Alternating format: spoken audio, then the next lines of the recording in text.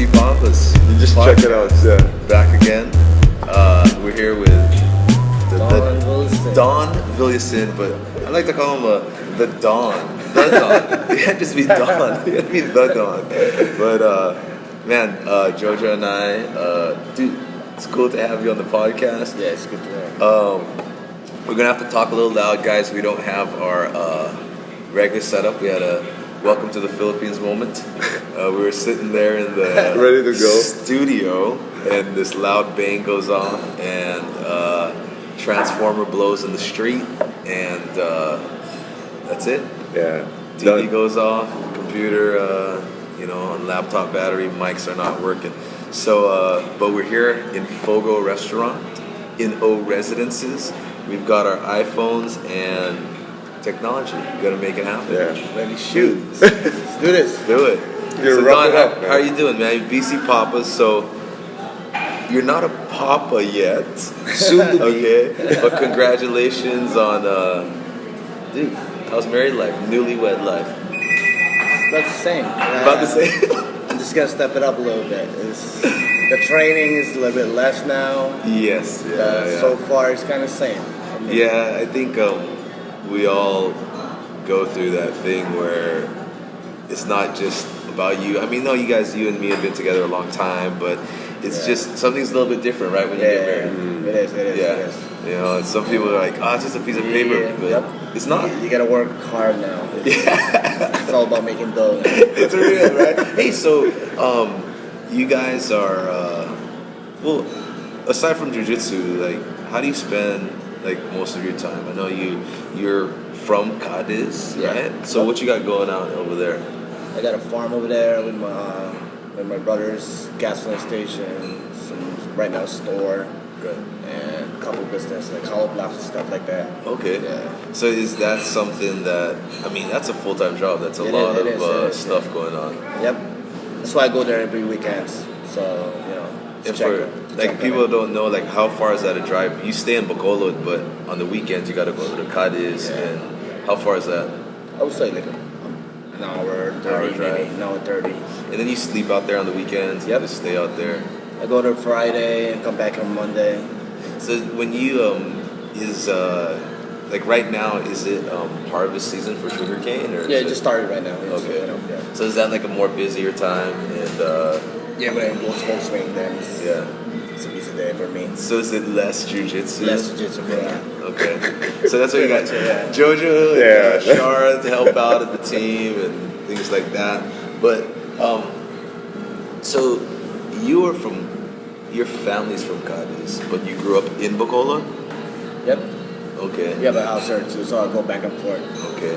So when did you start finding like jiu-jitsu? Was it back when you were a teenager, high school? Like, how did you get introduced to martial arts? I think back in college days, when the first time I saw the UFC was Grayson was in it, and a couple of group of my friends started doing jiu-jitsu at like the backyard home, put mats on, start rolling. But It was here in the Philippines or it was here in the Philippines. Okay. I was starting jiu-jitsu already.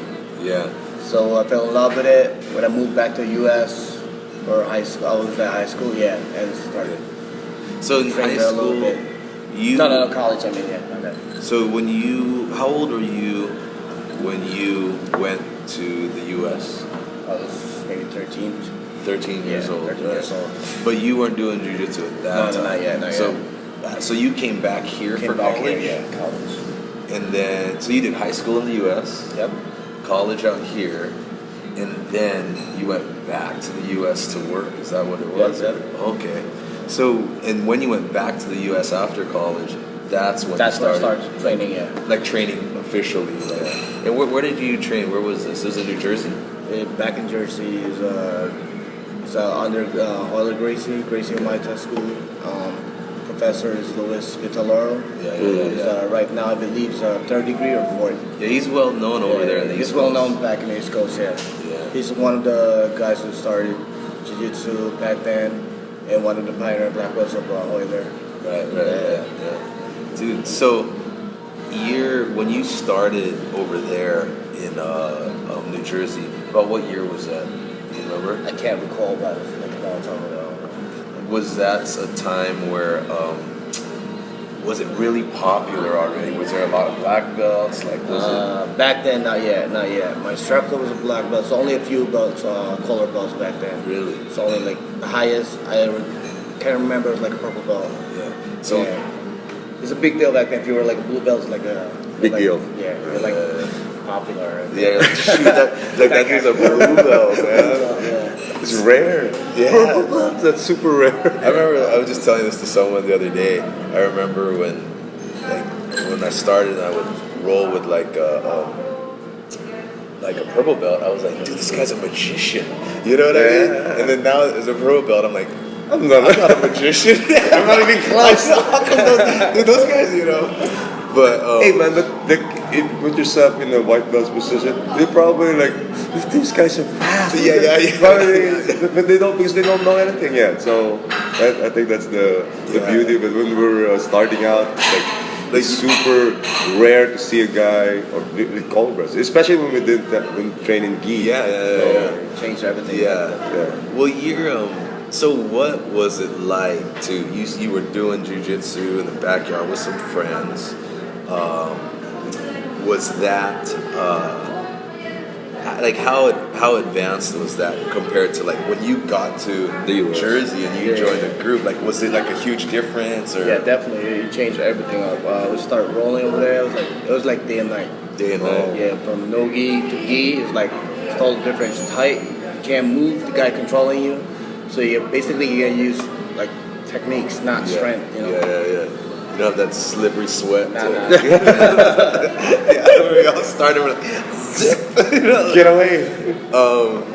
But was it something that when you started jiu-jitsu over there in Jersey, were you like, hey, this is for me, I'm going to do this for the rest of my life? Or did you like, you didn't really know? Or like, how I didn't was really it? know at first yet, but a couple of months that I fell in love with it. Keep doing it. You know? Yeah. As long as I got my black right now, I'm like a black belt right now, so I didn't figure that out. Yeah, so you didn't think like in that first month, hey man, someday I'm gonna get my black belt. You were all just. I was thinking was just keep training to get better, you know. Did you know a lot of people in Jersey already when you moved there? Or when you went back for Yeah, I know, college? right now I got a lot of friends over there, especially at that Gracie school, And if you know JD Torres, when I started, it was like only a blue belt. Right. So JT Torres was at your school. Yeah, and then, okay. blue belt. And was it a school where like you started competing right away? Did they want you to compete like when you were a white belt, or how did it? What was the atmosphere? Not really. There's a couple of guys doing a competition class, so we did train differently. And after that, I started joining them when I did a tournament. Yeah. So it slowed. I did a lot of tournament back then, and it slowed me down when I got hurt. I was like purple belt, I think. Yeah. After that, I was like slow down. So what was your what was that injury at purple It belt? was like my knees. MCL, yeah. Is it the same now? The one that pops every now and then? Yep. And That's the same one. we're when you get a little bit older, we all of us sitting here at this table all have knee injuries, and we're always careful. Our game has changed to where we protect one side or something like that. One thing, you did a lot of competing over there. I did a lot of locals back then. Yeah. Because before they didn't have like the big events like now, like whatever. Yeah, Back then, like people. all like we did just drop requests, nagas, all the local stuff. Yeah. I did those. Pretty much that's it. Because it's closer to me. I don't want to go to California. It's expensive. You know? So when you would regularly come back to Bacolod, how often when you lived over there in New Jersey? Like maybe every 2 years I go away. Every 2 years. Yeah, Every 2 years come stay. So now I remember. So we had Chester, our good friend Chester, on a previous podcast, and I was telling him that the way I found him was on. He had a slideshow that he put on YouTube, right? And in that, I didn't know him. When I first saw it, I saw a guy wearing a Gracie gi when he was wearing a purple belt. And so I was like, oh, dude, they must have a Gracie gym there. And later on, when Madam came to find out, he was like, "Oh no, that's my friend's Don's gi in his belt." He was and I wearing took a it. picture of it, They borrowed right? it. They borrowed it. So you would come back and train with some of these guys here. I know them already. Now, what was that like when you would come back? Would they be eager to? Oh man, we're gonna have food here. It's still coming. But when you would come back, would you like kind of hold a seminar, show everybody what's going on or what you've been learning, or how did it usually work out when you would come back? Actually, we just trained and I helped them out, like what they need to do, like because I correct them. There's a lot of stuff they don't know. Like they're used to no-gi, so it's totally different. So what I did, I helped him out. I told him, if you want to get better, you gotta start training with these guys. Pretty much it. So I think that's when, like Chester was saying, that's when I like encouraged us to train gi, because we trained before, it's no gi all day. But when I think when you said it to him, it's like we gotta buy gi. So that's when we started. the game, definitely. So I remember, I can recall only once or twice since when I started training. I remember you came back once when I was there, and then I didn't see you for a long time. And then I remember I was driving around town, and I saw a white pickup driving around, and it had a big Gracie sticker on the back, and I was like, "Hey, someone else does jiu-jitsu here! Like, who is this person?" That's it. Yeah. And so I asked Chester, I was like, "Hey, man, who's the guy with the Gracie sticker on?" Because it's pretty bold to put if you didn't know jiu-jitsu. So I'm thinking like somebody must know it, right? Yeah. And so they're driving with the sticker, and then he's like, "Oh, that's Don, right?" And I was like, "Oh yeah, I remember him." And I think at that time, so you had already gone to brown belt by that time, and then you had moved back here, and I didn't know that you had moved back. So what was the what made you move back from being over there in New Jersey? What was the reason why you decided to move back? I want to try something new, start my own business. I got tired of working. Since I'm young, if it doesn't work for me, then I'll always go back over there. Did you always think that you would come back to Bacolod and live over here, or you didn't know? No, I didn't know. I didn't tell. I couldn't tell.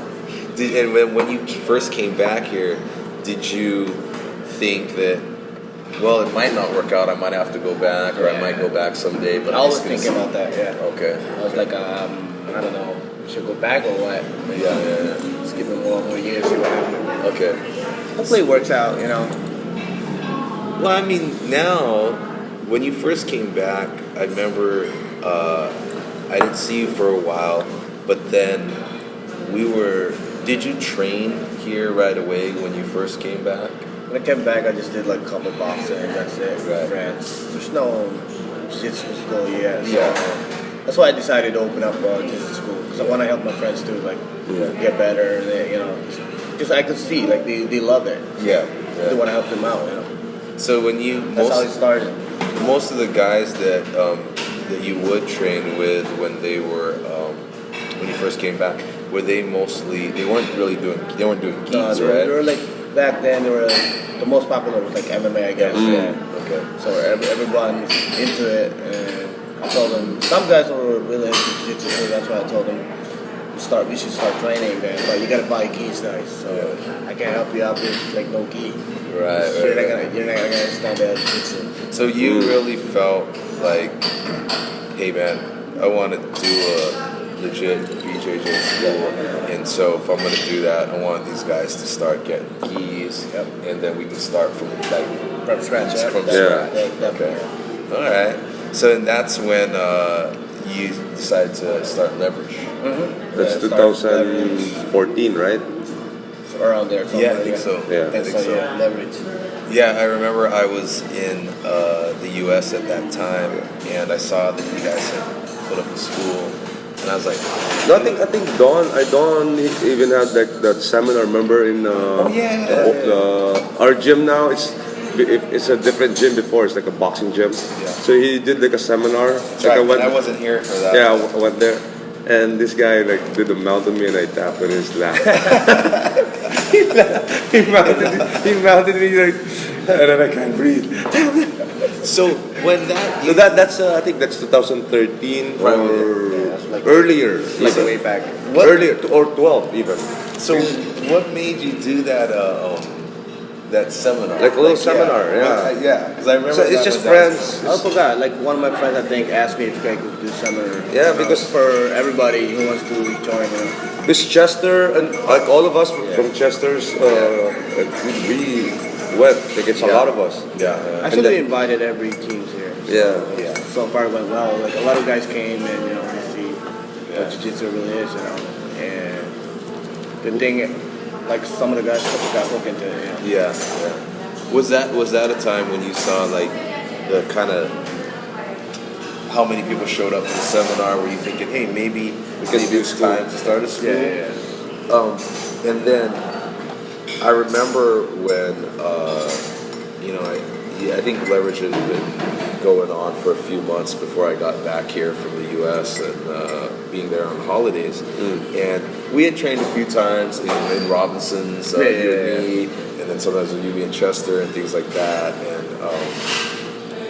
and that was I would always laugh because like sometimes people would come and with some like fancy move and like, hey, what if someone does this? And then you would just do like, I never seen that before, but hey, try it on me. And then you just do some basic postures, and they couldn't do the move, and I was like, I think I gotta learn like the basics, you know what I mean?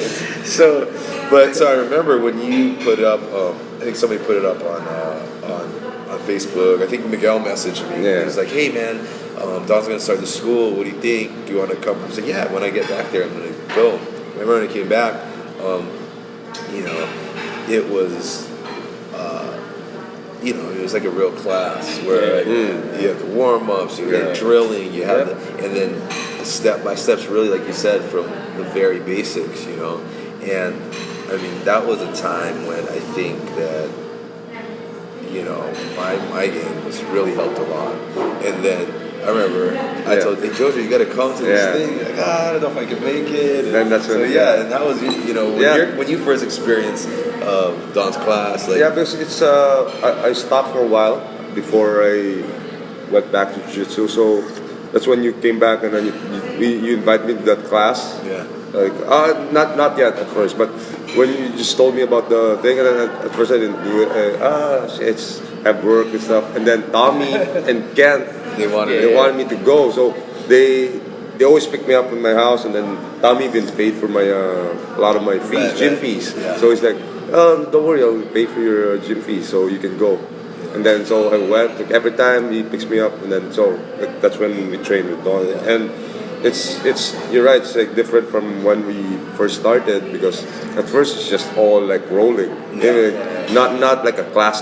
Now it's like a real class. And then the first time I did it, I feel like I never knew nothing, because every time he shows something, I never knew like, oh, this is the first one or whatever. Like and then I rolled with Dennis. First time I rolled with him, he smashed me. That guy is like 100 pounds. Smallest guy. I weigh 100 pounds more than him. Yeah. But he's it's like, this is different. And then I think you guys are Don's. The leverage was probably like 6 months in when I first. So I was like on the second half of the year. Or it's something. funny because, like, when we used to train, before you started the school, we were just going against each other, really just putting our game against each other, and not really. I mean, you're aware of certain basics because we watch videos or like read books and stuff, but not like even when I go back to the U.S. I mean, they're already up and running school. They're not teaching you the basics like when you go there, unless someone pulls you aside. So you're just trying to catch up. Trying to catch up. And so this is one of the first times when you were like, dude, there's the mount. Yeah. This is how you move in the side control. This is how you put your weight down, and this is how you transfer. Like those very basic drills, but it got us to transition to moves and I things think like that's that. for me that the biggest part of my game that like I can remember that like it clicked is the putting the weight. I don't know how to put weight. I know how to like control somebody. I know how to move a little bit, but there's no. I didn't like had that concept. Oh, I just if I put my hips like a little bit, he can't move. Or no, that's the biggest. I think Was that when I started? What was it about like your background and that you were like, man, you got to do the basics? I mean, because you know some people get excited by all these fancy things and things like that. I mean, what was your experience that led you to like, I don't know, like really feel like this is what needs to be emphasized here? Yeah, the basic. Actually, you really need it because it's more tighter. You know, it's high percentage move. You know, and high percentage compared to those fancy ones. You know, that's why I stick to the basic. For me, it's very important. Yeah. To be able to step up your game, you need this. Yeah, you can't just go to here without this. So now, I mean, when we were doing when the team was Leverage, we were in North Fitness Hub, right? Working out there. What were we, like 3 times a week or something like that? Yeah, something like that. So 3 times a week, renting a space there, and you know, steadily growing, adding Muay Thai, things like that. And then he decided to move. So we want to train every day. We only get scheduled there 3 times a week. It's not enough for us. Yeah, just a few hours a day. We looked some place up, you know. And good thing we found a place down at 10th Street. There was a boxing gym before.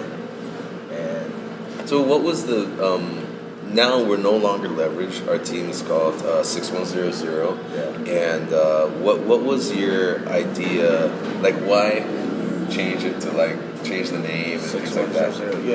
I think one of my friends brought it up to me. There was a Leverage school back in US, the same name, so that's the reason why we changed it.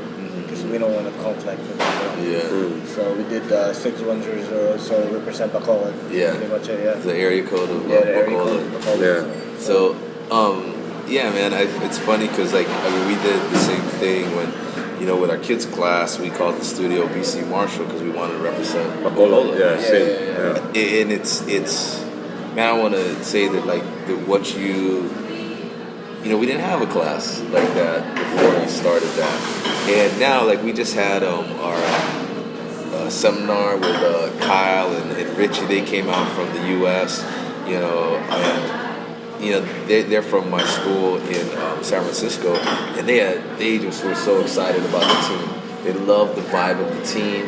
They loved just how everybody was like for each other and training hard and the skill set. You know, they were really impressed with that. And I mean, to be honest, like it wasn't always like that. When you know people visit and it's like, you know, I mean, tough guys, always tough guys. But if you just looked at it as just straight jiu-jitsu, I mean, we didn't have the basics, right? But now I think that.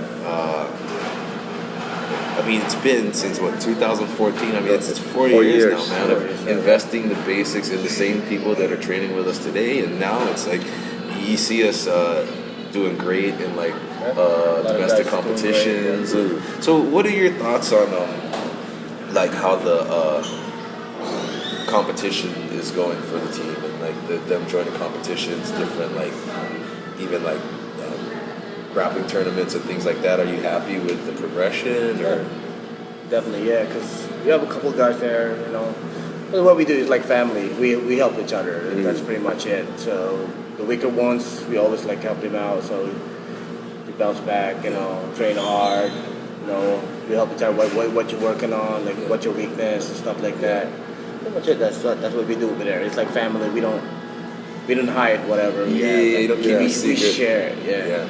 And I think one of the cool things too is that I felt like, you know, when I first came here and started training, there was like a kind of like an atmosphere where it was like you could train with other people, but it wasn't really like common, you know, other groups and things like that. I remember the first time when like you always invited like other guys, and it wasn't so like, you kick their ass or anything like that. It was just, hey, if you want to learn like gi jiu-jitsu and you want to learn, you're welcome here. And even other teams, other groups, you invited them to come, and they're, I mean, is that what? I don't know. What made you? What was the process of? For me, it's like Bacolod, we're one. If you like jiu-jitsu, man, come here. We will help you out. We're not like some other school. I'm not saying. But if you like jiu-jitsu, you're welcome here. Yeah, I appreciate like you created an atmosphere where it's not a lot of like politics. I don't want that. For me, it's not healthy. It's for the guys. I mean, you came from like the U.S. where like there's I would say there's some school over there like that too. So, right. I changed it up. Like I don't want that here. Like I don't want that. I just want to train. Have fun. Hang out with guys. Laugh. I got problems already. I don't want that. You're right. That's a good. That's pretty good. Like you already have problems. Why you stretch yourself out more? Definitely. Yeah, it's funny. Exactly. I think that's a great way to put it. Because you would think that this jiu-jitsu is like it's hard. It's already hard, and then it's kind of, even though it's hard, it's also your stress reliever. Why do you want to bring? Why you want to bring that up? Oh, that's really funny. I never thought of it that way, but it's true. I don't know. One of the things I wanted to. We're trying to get our notes and everything going on here. Make sure I hit all the points. But just like we which way do I go here? This guy Android. No, I'm just kidding. Google Blackbelt got the iPhone. Come on, man, you want to step up? No. So now we are 6100, but we're also Tokai Philippines. So we're under Tokai. Let me just back up a little bit. So when you started the school, right? You were a brown belt. Now you went from white to brown in the U.S. Is that right? Okay. And so you started, like we talked about on another podcast that when we started jiu-jitsu, we didn't have really no hopes of belts. And I remember you actually starting the school. You as a brown belt, you wanted to start the school, but there's no other black belt here. There's about promotions and stuff like that. So did you ever think about, hey, am I gonna be a black belt someday or something like that, or what was in your mind as you I wasn't thinking of getting my black because I'm not connected to other school. Right. So what just did, I just want to help guys, and I don't know what happened. Just some black belts came here, and then make friends with them, and we decided to get connected with them. So that's what happened, So when you were connected with Roberto Nokaya out of Tokai, Japan, and then they're also connected to Barbosa in Brazil. Now, he immediately liked you. Did he like the gym? Yeah. What was he telling you when you first came here? When he liked the... He said he's like Brazil. It's like his own gym. The people here are nice, and for me, I don't really care for the big names and stuff. I just want a family, family gym. That's what I mean. I didn't go for the big names for school. I just want us. I just want us to grow. You had an opportunity to do all that. I could do that, but I didn't want it. People tried to talk to you. I don't want to say, but the big names, there's the one. Politics and stuff like that. I don't want that. I don't want that. You already seen what it was happening. I don't want that And and I think it's worked out. I feel like you're, the guy's been here a lot, and he's like us. Yeah. You know what I mean? Like one of us. Yeah, you know, That's why I like him too. Like, he's a nice guy. You know, he's easy to talk. Yeah. Cool guy. Yeah, definitely. So now I was looking at the notes and I was saying like, oh, I was gonna say how even out of jiu-jitsu you've influenced JoJo. Now he's drinking San Mig apples. Come on. I wanna follow the black belt. You want to follow the black belt.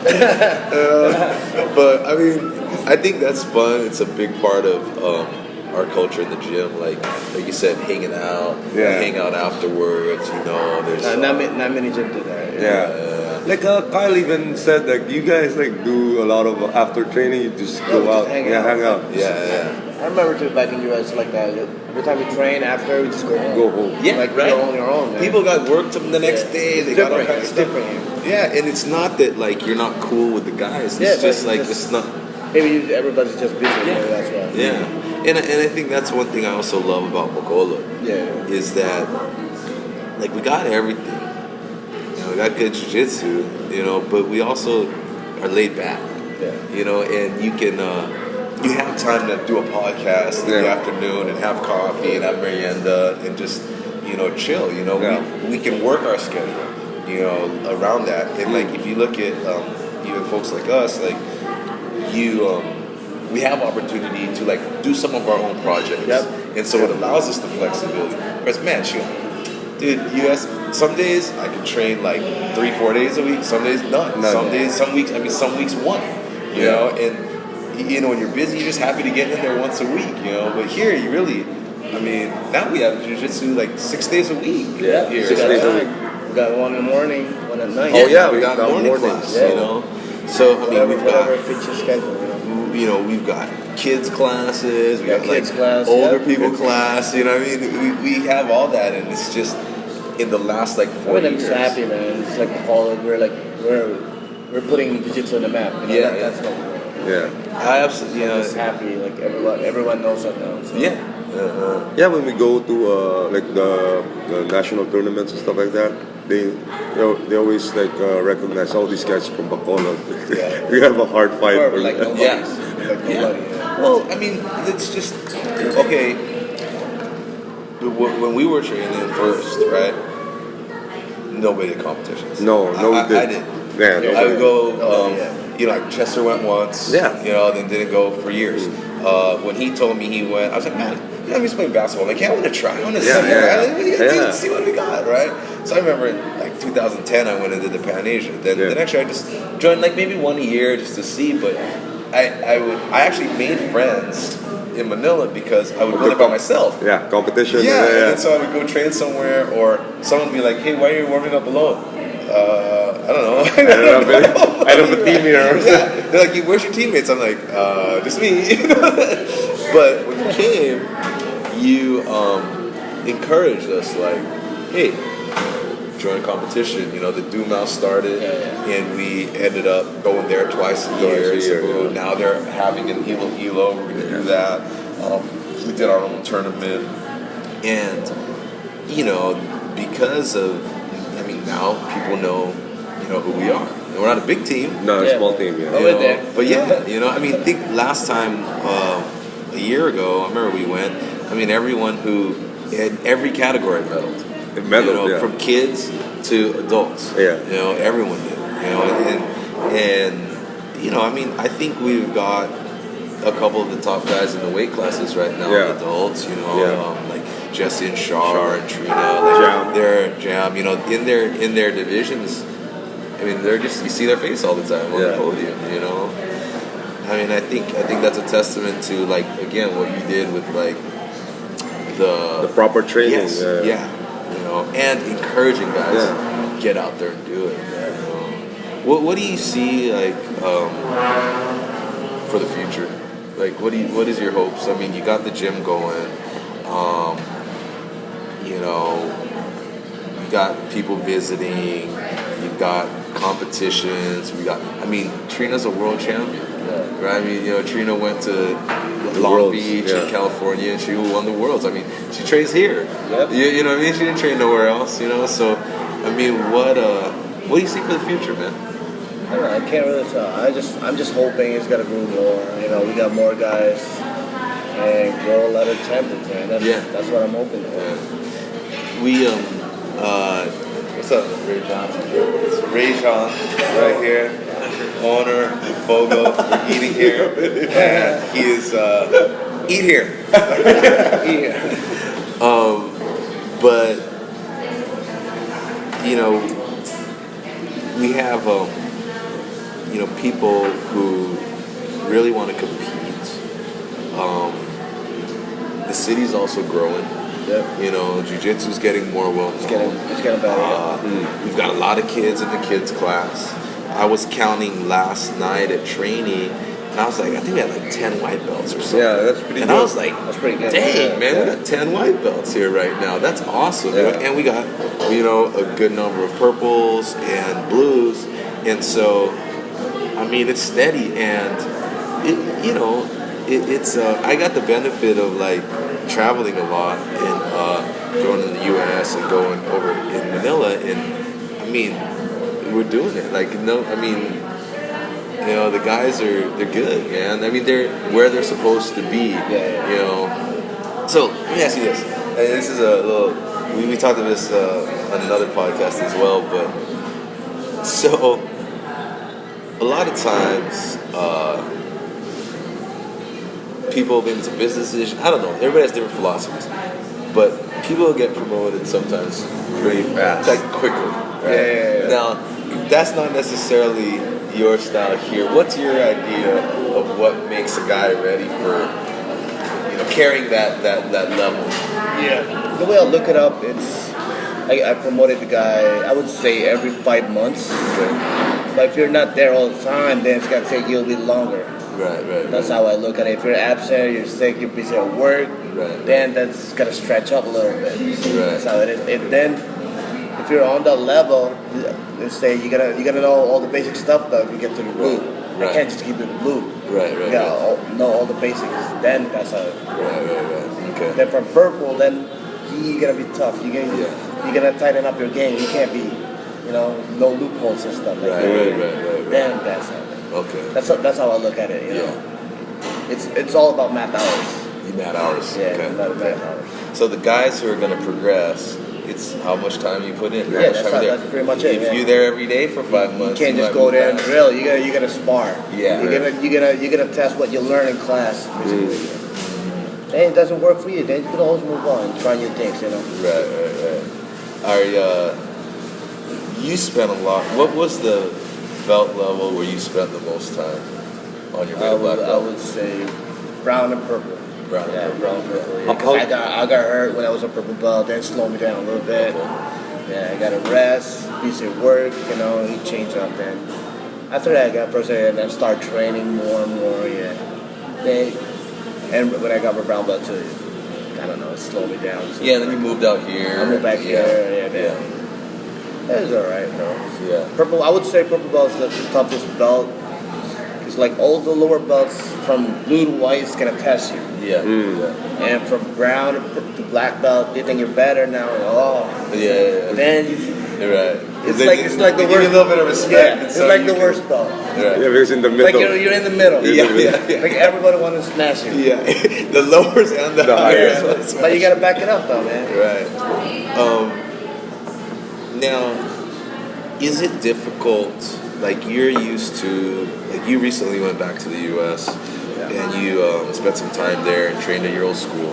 And you mentioned like now, I mean, you have like how many black belts over there Yeah, now? there's a lot now. I can't recall. I would say 20 or more.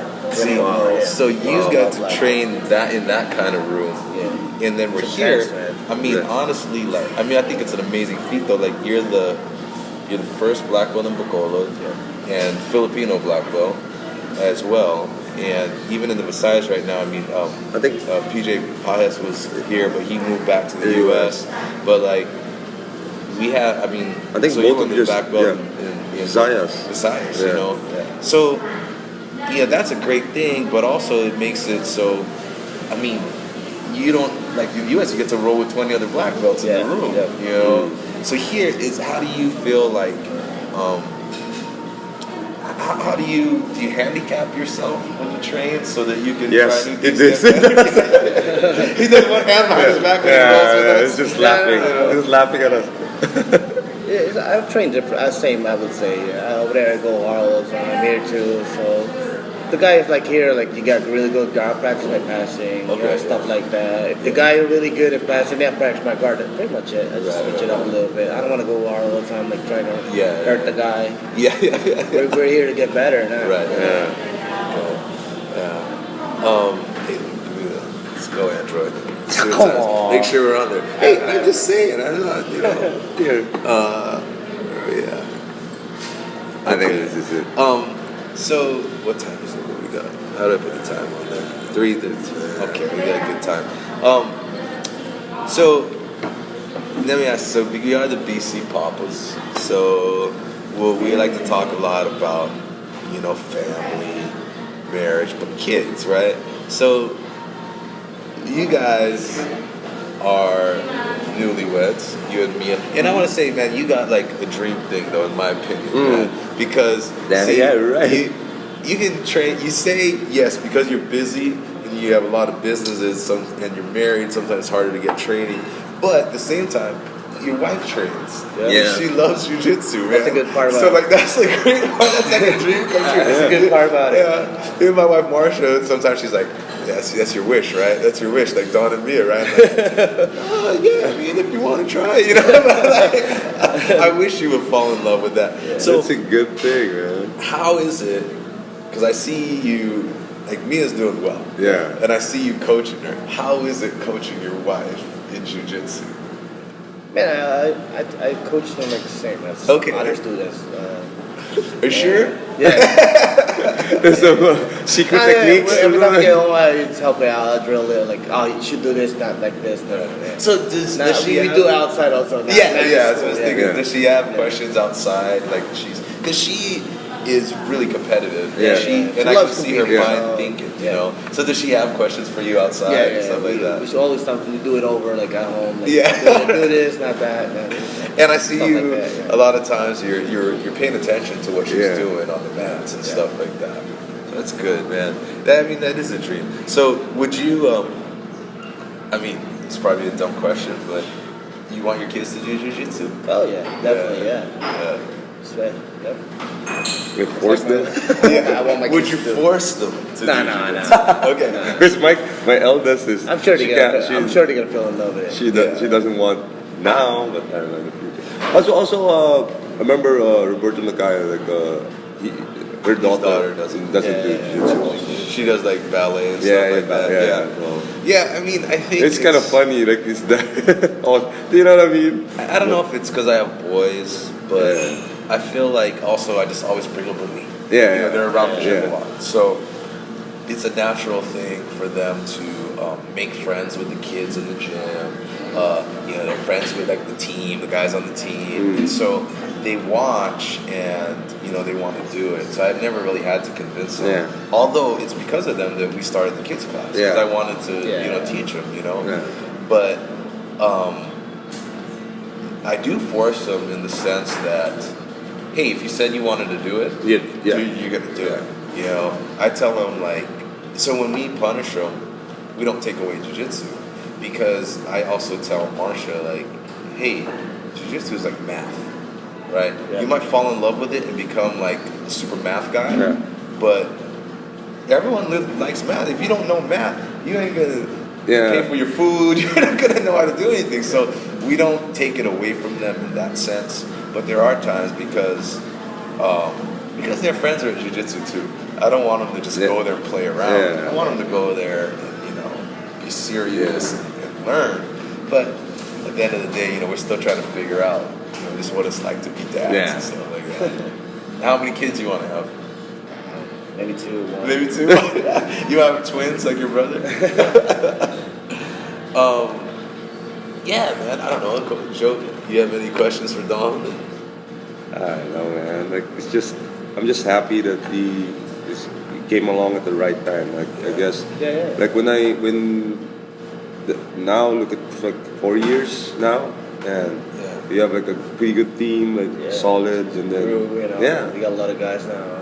I'm just happy it turned out that way. Yeah. I mean, I think it's, I remember like Chester talking about the early days when you guys used to train and just going for it, and like there has to always be a start like that. Yeah.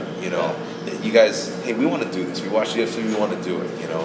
And then there also has to be a time when like you had the opportunity to be somewhere else where people were already doing it. Mm-hmm. They had a system. I mean, you went through all the self-defense. I mean, you was at a Hoyler system, right? Headlock defense, and hip throws, all the, and so that kind of thing, that's important to bring that. But then now you start something that has become also unique because it is 610, so 0. It is BC. Yeah. It is us. And I think that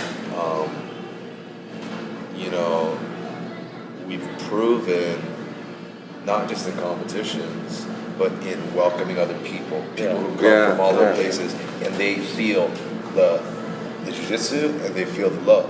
They feel the environment. And I mean, they didn't have that before. We talked about when we were just a group rolling, we would just try to kill every guy who came in here. New guy, you kill him. I'm gonna try my stuff on him. It's not like that. No. It's like welcome him. Right. If you realize even if he's wearing a belt that he don't know that much, you don't smash the guy. You just it might be an old guy like me, and so you don't do that. So we're here to exchange ideas, pretty much. Yeah, and that's another thing that I noticed that like you've always been open for bringing other people in, exchanging ideas. Let's see what your philosophy is. I want guys to see a different style of games. Maybe they could adapt their game to it.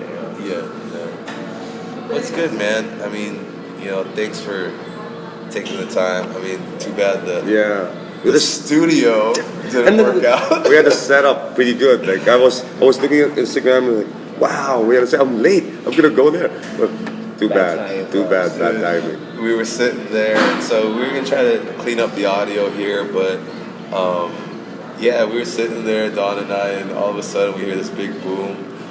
Aircon shuts down, TV shuts down, and I'm like, it's all right. Sorry, Carlo, our producer. Yeah, he set that whole thing up for us. And then I did that? Yeah. He set it up, and then the thing goes out. That's but awesome, hey, man, this is gonna work because in Bacolod we just make it happen. Yeah. In jiu-jitsu, you just make it happen. You adapt, and man. Thanks, Don, for being on here. Yeah, man. Look out for this podcast, The Dawn of 6100. BC Poppas. We're out. Yay! If you want to follow BC Poppas Podcast on social media, we have a brand new Instagram account called BC Poppas. You can also follow BC Marshall and see what's happening in Bacolod City. Find out about where the good coffee spots are, where the good dessert spots are, and what we're doing to teach leadership through Brazilian Jiu Jitsu. The BC Poppas podcast is also brought to you by the Nothing to Lose Foundation, inspiring our leaders of the next generation. If you'd like to volunteer with the Nothing to Lose Foundation and know more about what we're doing here in the Philippines and in the United States, look at our website at n2lfoundation.com. You can also find us on Facebook at N2L Foundation and Instagram at N2L Foundation.